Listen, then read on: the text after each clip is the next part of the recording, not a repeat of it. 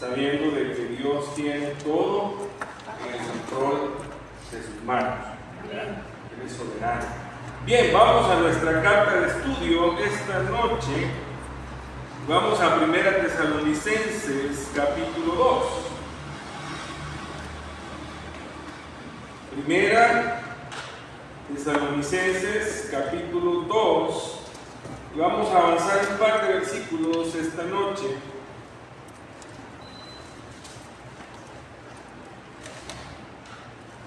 Vamos a ir a los versículos 7 y 8. 1 Tesalonicenses capítulo 2, versos 7 y 8. ¿Los tenemos, hermano? Antes fuimos tiernos entre vosotros, como la nodriza que cuida con ternura a sus propios hijos. Tan grande es nuestro afecto por vosotros que hubiéramos querido entregaros no solo el Evangelio de Dios, sino también nuestras propias vidas, porque habéis llegado a sernos muy queridos. Amén. Bien, hemos estado compartiendo algunas cosas importantes que aprendemos a través de la iglesia de Tesalónica. Hemos dicho que era una iglesia fuera, pero una iglesia que se mantenía trabajando, que sus líderes, sus ministros, pero los que también pertenecían a ella, tenían ciertas características particulares. Y hoy Pablo muestra como líder, ¿verdad? Y como quien ha llegado a servir a la iglesia, a enseñar a la iglesia, a edificar a la iglesia, una de esas características que son determinantes dentro de la iglesia, y es el amor fraternal. Hace algunos domingos, si ustedes recuerdan, estuvimos compartiendo acerca de cómo el amor fraternal es una de las cualidades que tienen que estar presentes en la vida del creyente. Miren cómo Pablo muestra ese aprecio hacia la iglesia cuando él dice: antes fuimos tiernos entre vosotros, como la nodriza que cuida con ternura a sus propios hijos. Fíjense que Pablo estaba consciente de dos cosas. Primero, acuérdense que el contexto en que Tesalónica había recibido el mensaje no era un contexto tan fácil. Había persecución, había confrontación. De repente, pues, no era un contexto así como muy afable, ¿verdad? Muy bueno. Pero los hermanos que estaban recibiendo el Evangelio lo estaban recibiendo. Entonces, aún así, Pablo dice: bueno, tratamos de hacerlo tiernamente. Ahora, no es que se esté contradiciendo con el hecho de que hace unos versículos atrás está diciendo: miren, no usamos palabras lisonjeras con ustedes. Son dos cosas bien diferentes.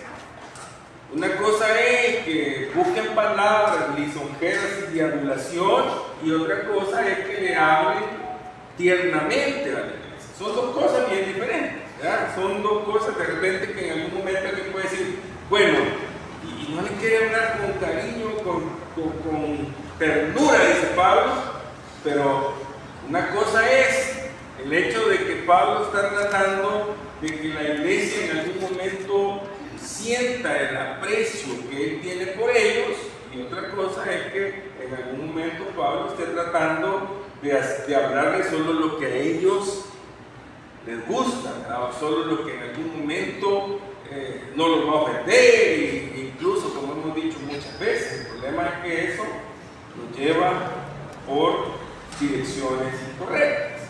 Él utiliza la figura de la nodriza, la figura de alguien que cría, que dirige, casi como que dijéramos nosotros una madre. Los cuidados, la preocupación. Acuérdense que muchas veces el amor se va a mostrar direccionando de forma correcta. Es como que en algún momento yo les dijera a ustedes, como padres, bueno, yo me incluyo porque también he sido padre, soy padre, y que yo de repente les pregunte cuál es la razón principal por la que ustedes, por la que nosotros como padres corregimos a nuestros hijos. ¿Cuál es la razón principal? Porque los queremos, porque los amamos. Esa es la razón principal. No es que yo tengo que corregirlo porque como soy papá. No. Usted los corrige, usted los instruye, usted los direcciona porque usted los ama. Muchas veces nuestros hijos son un tanto rebeldes, ¿verdad? Y entonces ahí es donde muchas veces toca pues a aplicar la sabiduría que da la palabra del Señor, que muchas veces nos va a llevar incluso a la corrección un poquito fuerte, cuando sea necesario, dice la palabra del Señor. Es más, que no lo hace sabiendo que es necesario, es porque no ama a su hijo, dice. Eso dice la palabra del Señor. Entonces Pablo trata de que la iglesia no es que se sienta cómoda, no, trata de que se sienta amada. Y eso lo lleva a utilizar, pues, en algún momento, expresiones afables. Hay un versículo en la Escritura en donde menciona las características de aquello que sirven, y de hecho yo diría que es una característica que tiene que estar presente en todo cristiano también. Primera Timoteo capítulo 2 verso 24, porque el siervo del Señor no debe ser contendioso, sino amable para con todos, apto para enseñar, sufrido, o sea, amable. Hace mucho tiempo yo aprendí, comprendí una frase que a veces nosotros como que se nos olvida que así funciona, ¿verdad? Y muchas veces no es lo que se dice, sino cómo se dice. Entonces, eso marca una distancia, marca un parámetro. Muchas veces caemos en eso, tendemos a caer en eso, lastimosamente, somos humanos, ¿verdad? Pero es ahí donde viene la reflexión. Escuchaba ayer, creo que lo dijo el hermano Manuel en la meditación, esa frase que es bastante conocida, ¿verdad? Que posiblemente no podemos decir todo lo que pensamos, pero sí tenemos que pensar todo lo que decimos, ¿verdad? Es como parte de. No es fácil porque por naturaleza el ser humano es reactivo, ¿verdad? Explosivo en algunos momentos, pero ahí está el valor, ahí está el sentido de la sabiduría que viene del Señor. Entonces posiblemente habían algunas cosas que no estaban bien empezadas, posiblemente, como en cualquier lugar donde el Evangelio se presenta y se lleva. Pero Pablo trataba de ser amable. Es más, tan amable que dice: hemos sido con ustedes tiernos. Hace muchos años recuerdo que escuché a mi papá decir que si nosotros queremos compartir nuestra fe con alguien que tiene una creencia diferente, no podemos llegar a atacando su fe. No, porque entonces vamos a ser rechazados. Lastimosamente, como que a veces es la actitud, lastimosamente es la actitud de algunos creyentes o cristianos, el hecho de que atacan la fe de otros. No podemos hacerlo, porque entonces vamos a generar en ellos un rechazo. Usted no le puede llegar diciendo a alguien que cree en otra cosa: sí, no, lo que cree, que esto y que eso, que no sé qué. No, porque ¿cómo le va a presentar a usted después el Evangelio? Lo va a rechazar. Ahí es donde, fíjense que para mí el versículo que habla que el Evangelio no es para contender, tiene más de una aplicación, un solo significado, ¿verdad? Una sola interpretación, pero tiene muchas aplicaciones. Dos de ellas para mí importantes son el hecho de que no lo vamos a hacer con gente de la fe, ¿verdad? O sea, hay mucha gente que cree que se trata de imponer lo que piensan, lo que creen y como que la discusión, ¿verdad? Eso es lo bueno. No, el Evangelio no es para contender. Es más, yo creo fielmente que quien le da a la persona el entendimiento, el discernimiento, es el Espíritu Santo. Fíjense bien. Miren lo que voy a amarrar aquí ahorita. Voy a amarrar un par de versículos. Luego, dice por ahí en la Escritura que todos hemos recibido el Espíritu Santo en la misma medida. ¿O no? O sea, el Espíritu Santo que recibió hermana Marta es el que yo recibí. ¿Verdad? El que recibió hermana Marta es el que recibió hermana Marta. O sea, no hay muchos espíritus santos, ¿verdad? Espíritu Santo es uno solo. Espíritus malignos hay un montón, ¿verdad? Espíritus bandidos, pero el Espíritu Santo es uno solo. Entonces, si es el mismo, vámonos al sentido común. O sea, si es el mismo que me está enseñando a mí, que le está enseñando a la hermana Silvia, que le está enseñando a la hermana Ada, para mí, que no nos va a enseñar algo diferente. Nos va a enseñar lo mismo. Lo que pasa es que lastimosamente el ser humano se ha encargado de darle interpretaciones personales convenientes a la Escritura. Pero Él actúa en cada uno de nosotros de acuerdo como nosotros se lo permitimos. Exacto, también es No es que sea una cantidad mayor o menor. Exacto. Es la forma como nosotros lo dejemos actuar en nuestras vidas.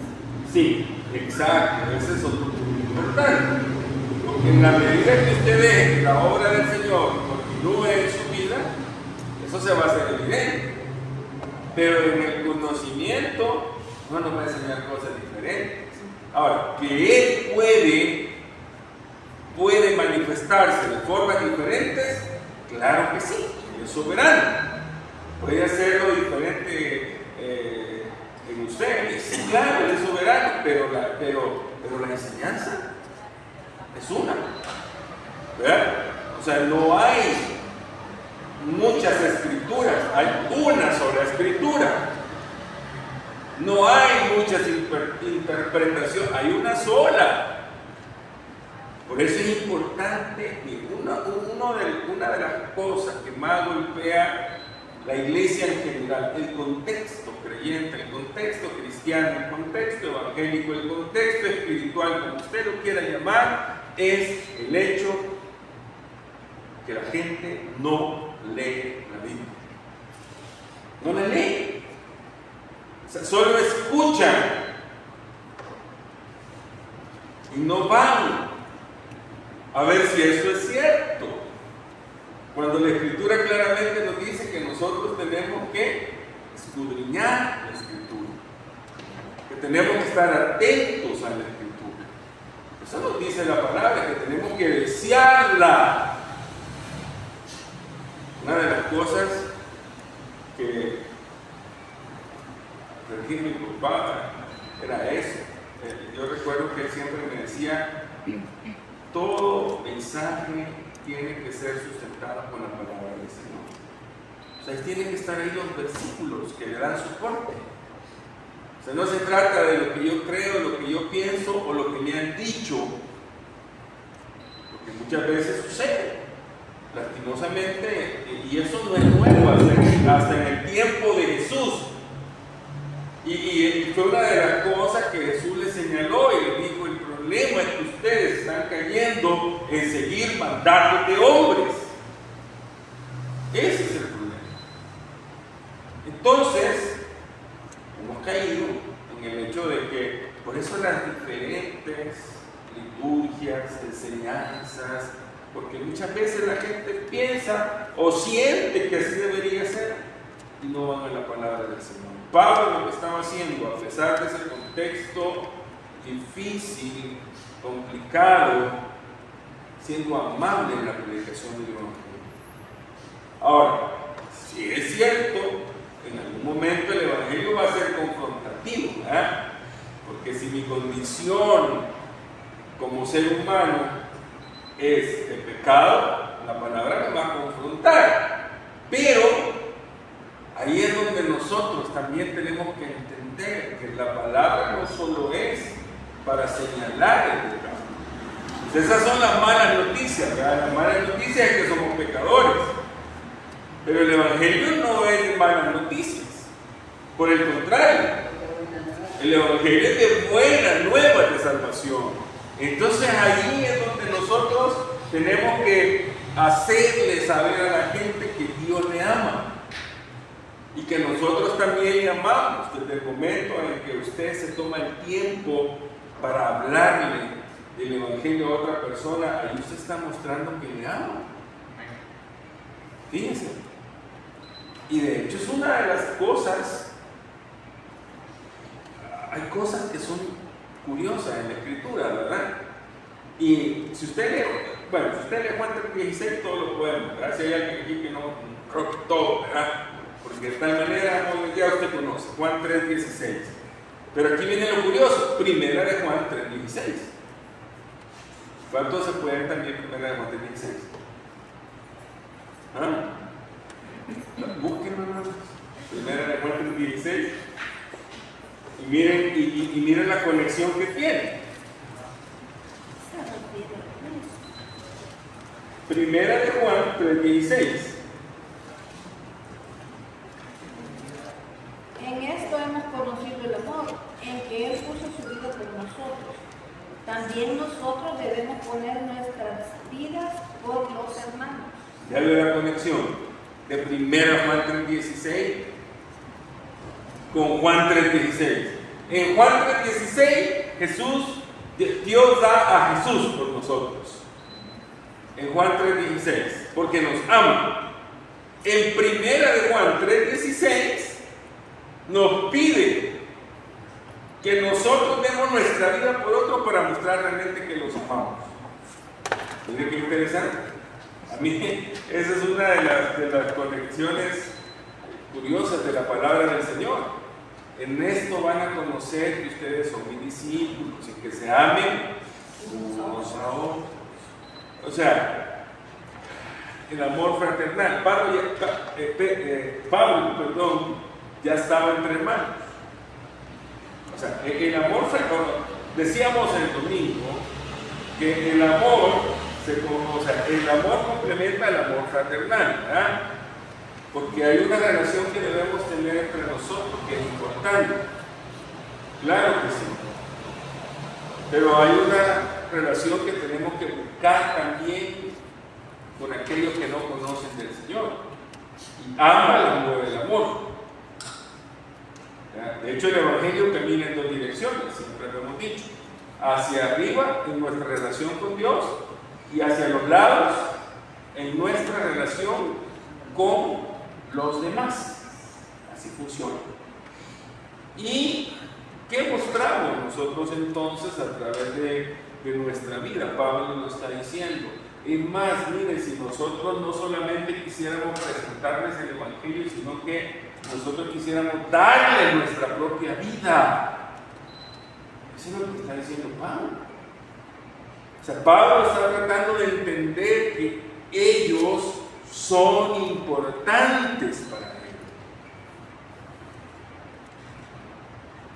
Que la iglesia en Tesalónica tenía un valor tan grande que él incluso quería dar su propia vida por ellos. Los amaba tanto. Por eso es importante que el siervo, por eso es importante que el líder, por eso es importante que el cristiano tenga esa actitud para con los demás. Es importante que muestre ese amor, porque al final Pablo lo que estaba haciendo era mostrando el amor de Dios que había en su vida, como lo dice Romanos capítulo 5, verso 5. ¿Verdad? Dios dice ha derramado de su amor en nuestros corazones por medio de su Espíritu Santo. O sea, el fruto del Espíritu en nosotros comienza con amor. El Espíritu que en algún momento ilustra a Pablo, ese espíritu que no es de cobardía, sino de poder, de amor, de dominio propio. O sea, el amor al final es parte de la esencia de Dios. Y así funciona. Gracias. Es parte de la misma esencia de Dios y así funciona. Por eso es que Pablo, cuando le escribe a la iglesia en Tesalónica, hay un momento en que el verso 8 él dice: tan grande es nuestro afecto por vosotros que hubiéramos querido entregaros no solo el Evangelio de Dios, sino también nuestras propias vidas, porque habéis llegado a seros muy queridos. Pablo está mostrando el afecto fraternal hacia los hermanos. ¿Cuántas veces, hermanos, hemos dicho que uno de los, bueno, el testimonio es importante, ¿verdad? Pero una de las evidencias, de las formas más grandes en que nosotros damos testimonio es cuando nos amamos unos a otros, cuando nos llevamos bien. Es una de las formas más grandes en las cuales damos testimonio. Pero imagínense una congregación en conflicto, ¿verdad? En donde haya gente que no se lleve bien con otros ahí dentro de la congregación. ¿Qué testimonio puede dar? ¿Qué testimonio puede dar? Y más, en cuanto dependa de nosotros, tenemos que aprender a estar en buena relación con todos. Muchas veces lo hemos dicho. Aquí no se trata de que, que fulano sí me cae bien o fulano no me cae bien. Esos son conceptos, parámetros del mundo. Porque el mundo así funciona. Pero la iglesia no funciona así. En la iglesia es diferente. ¿Verdad? En la iglesia es de acuerdo a los modelos y los parámetros que Dios ha establecido. Y en alguna medida el Señor nos manda a que tengamos una relación afectuosa entre nosotros. Uno de los pilares que sostenía la iglesia en los comienzos en Hechos era esa, la relación que tenían unos con otros. Dice que perseveraban unánimes en la oración, en la doctrina de los apóstoles, en el partimiento del pan y en la comunión unos con otros. ¿Qué significa eso de la comunión? Estaban unidos, estaban pendientes.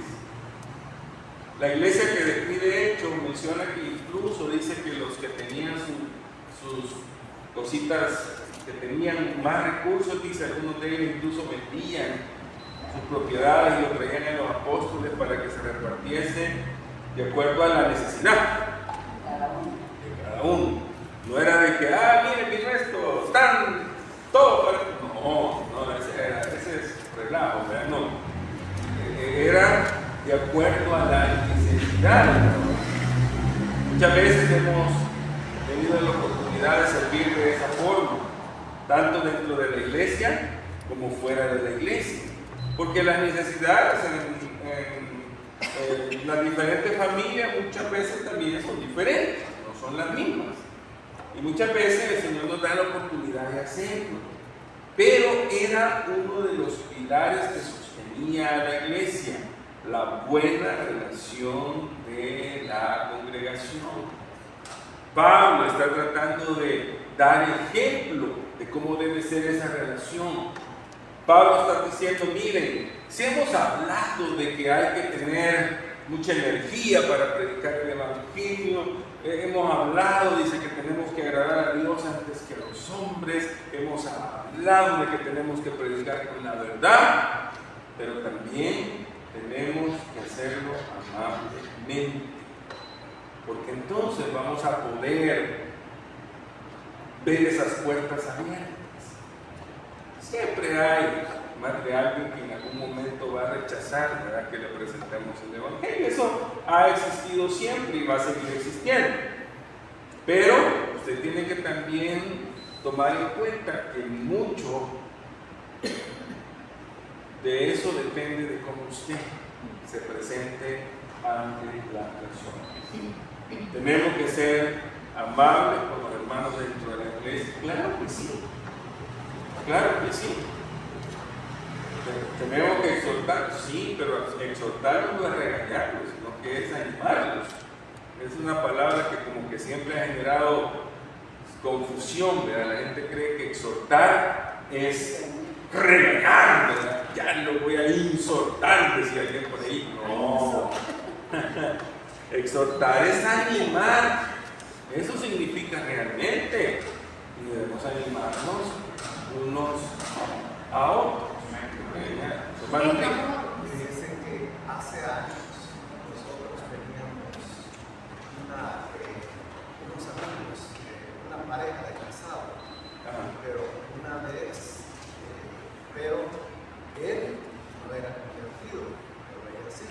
El problema es que ella siempre lo regañaba porque él no era convertido. Y le decía, mira, que vos andás en pecado, que no te convertís, que no haces esto, y siempre eso nos sacaba. Y una vez enfrente de nosotros, y hablándole a él, que a él le dijo, vos deberías de convertirte, y le dice él, pero así a seca, mira, para ser una persona cristiana como tú, no, el mismo esposo a la esposa, que es lo que usted está diciendo, ¿verdad? Y ahorita se me viene que Pablo realmente dio un giro de 180 grados. Él mataba a cristianos. Perseguía en la iglesia. A todos, perseguía en la iglesia. Pero en estas cartas él habla de amor y hasta la forma en que nosotros nos teníamos que dirigir a las demás personas, a nuestros hijos, a la familia, porque hay veces que los hijos quieren ser como nosotros, ¿verdad? Pues sí, para el ejemplo de mi papá o de mi mamá, no, ¿verdad? Porque pasan peleando por todo. Bien interesante, el ejemplo de Pablo es excelente porque él fue el que dio ese testimonio. Sí, de hecho, acuérdense, hermano, que Pablo habla en base a la experiencia de vida que él tenía, ¿verdad? Como usted dice, después de ser, cualquiera pudiese haber creído que Pablo era un hombre tosco. Pablo no era un hombre tosco.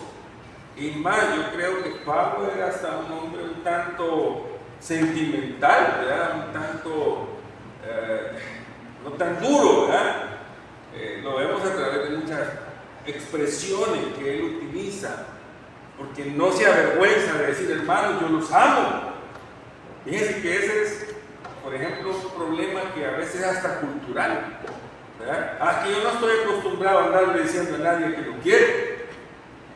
Es que yo no le puedo andar diciendo que no, es que Pablo dejó que la obra, lo que se llama analista, dejó que la obra del Señor impactara tanto su vida que dio un giro, como dice el hermano Tito, completo. Que el Señor nos ayude, hermanos, a poder tener un espíritu amable, no solo dentro de la iglesia, sino también fuera de la iglesia y principalmente con aquellos que todavía no han conocido el Evangelio. Vamos a orar. Gracias, Señor, por este tiempo que nos has dado, porque siempre estás animándonos por medio de tu palabra en todo momento. Queremos darte gracias, Señor, porque a pesar de que hemos tenido también una semana complicada por todas estas situaciones climatológicas, sé que tú, Señor, has tenido el cuidado de cada uno de tus hijos. Sé que tú eres soberano y obras de forma especial. Queremos darte gracias también porque has escuchado nuestras oraciones. Hemos tenido algunas peticiones particulares, Padre, por las cuales tú has dado respuesta. Damos gracias porque nuestra hermana Solita Octava ya está en su casa.